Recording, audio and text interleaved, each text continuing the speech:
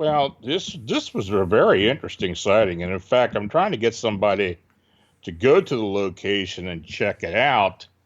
Uh, the gentleman who contacted me was telling me about an incident that happened back in 2005, where the man's from Portland, but he goes out to his property, Wallowa County, Oregon, Mm-hmm. and he and his wife have a trailer out there and some property. And one day he was out there, and this was during the summer when they spend time out there. He said he had to travel 150 miles to work to meet a client, and he didn't ride back to the trailer until early evening. So it was kind of still light out. So when he pulled up the trailer, he said he noticed that the outdoor furniture was busted up and strewn all over the place. He said he walked around the trailer and he noticed some deep scratch marks on the bottom corner of the trailer home. Mm-hmm. Now, the first thing he thought was maybe a cougar was, caused the damage. So he entered the door into the trailer and called out to his wife, and there was no answer. Now, he was concerned because she usually would meet him if he pulled up, and she didn't. So he slowly walked through the hallway towards the bedroom, continuing calling her name. And as he entered the bedroom, his wife was sitting up on the bed, shaking frantically while pointing a .357 Magnum directly at him. She was also crying and possibly in shock. Yeah. He slowly walked around the bed and removed the gun from her hands. Now, she explained to him that earlier during the afternoon, she heard loud crashing sounds coming from the outside of the trailer. And when she looked out the window, she saw what she said was an 8-foot Bigfoot tossing the outdoor furniture about. And apparently she screamed and ran back to her bedroom and grabbed the handgun. And as she stood there hoping that the beast wouldn't break into the trailer, she felt a violent shaking. And apparently the Bigfoot had attempted to lift the trailer, which caused the scratch marks. Yeah. So then what she did, she then cowered onto the bed and sat there waiting for the unknown to occur, and she was possibly there for several hours. So a few nights later, the witness said that he and his wife were in bed, and that he was suddenly awakened by a rancid odor that he described as smelling like raw liver.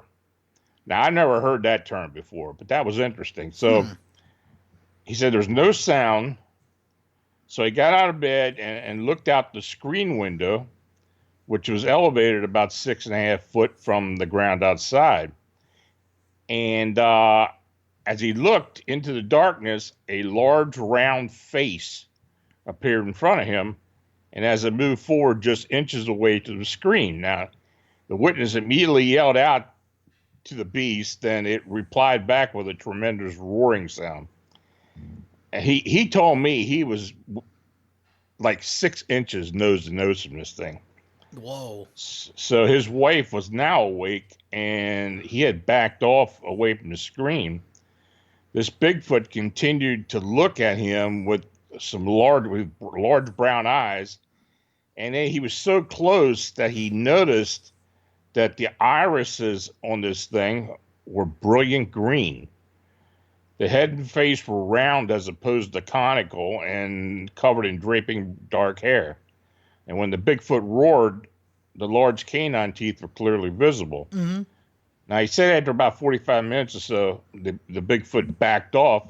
He grabbed the .357 and ran out the door in order to confront this thing. And as he turned the corner, the Bigfoot looked towards the river looked towards him and ran off towards the river. Now, he said he shot 3 rounds off but failed to hit it, though he said he wasn't really trying to hurt it. He was actually afraid that if he'd injure it, it would cause more problems. So the next day, he was telling his neighbor about the incident. And the man was well aware of this Bigfoot's presence as it made itself known to him on a few occasions. So as the two men were talking, they heard the neighbor's mule braying from the corral below.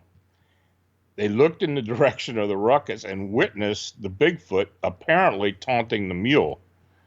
The neighbor grabbed his shotgun, fired it into the air, and the Bigfoot ran off. Now, he said this type of activity has been going on since that summer in 2005. And he is positive that there's a family group in a certain area in what he calls the lava flats or lava field. It's an ancient lava field near there. Yeah. And he said that there's also a boneyard from dead deer and sheep nearby, and as well as other physical evidence that he secured. So like I said, I'm in the process of securing an investigator to go on site to the location, talk to him, and investigate it. Well, I mean, I could definitely see that, though, because over by the lava flats, there'd have to be a lot of caverns in that area. I mean, just, based on the geographic region. So there'd be ability for those big feet, as it were, there being multiple to, kind of hide out, to be able to go out, forage, and do what they need to do, and then come back and, gather in their groups. So how many Bigfoot do you think that they had out there? Oh, he doesn't know. He said he knows there's multiple out there. Yeah. He said he doesn't know if it's a family group or maybe several males or whatever. But he said that this one Bigfoot has been seen several times in the past 15 years. And now he doesn't spend all his time there. He lives in Portland, but the people around there have been telling him of sightings. So. There's probably a pretty decent group out there. They've got plenty to feed on, because apparently the United States Wildlife Agency actually put Dall sheep and elk in that area in the past decade. Yeah, they put. He said that some of the bones that were in this boneyard were of Dall sheep. So. They're pretty well fed. Well, I mean, that makes perfect sense, though. If they would have, put all the sheep and the elk up in that area at the time, like within the last decade, that would see why there's so many Bigfoot, generated to that area. I mean, if the feeding's good. But I don't know. You think it was maybe a one of the younger Bigfoot? Because I mean, I think a full-grown one would be able to flip that trailer, no problem. You'd think. I don't know. He said this trailer pretty good size. So okay. He told me, I don't know how many tons, but I think it was at least 6 tons. Okay, yeah, I was thinking maybe like a camping trailer. Yeah.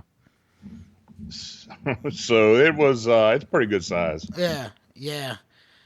Man, I mean, that's scary too, because I mean, I don't know, I always hear, stories of like these individual Bigfoot, but I always have been more intrigued by the stories of like groups of Bigfoot in one area, because it kind of I don't know, it kind of breaks the idea that it's just this one Bigfoot out there that so many people who don't really follow the subject seem to think it is, when I mean it's multiple, it's a species, and people sometimes don't tend to realize that. Well, you don't hear a whole lot about groups in here in the eastern part of the country, and in areas where I just don't really believe that these are flesh and blood beings. I just put it this way: they may be flesh and blood, but I don't think they're indigenous. Right. I think a lot of cryptids, including some Bigfoot, are some type of interdimensional species of some type.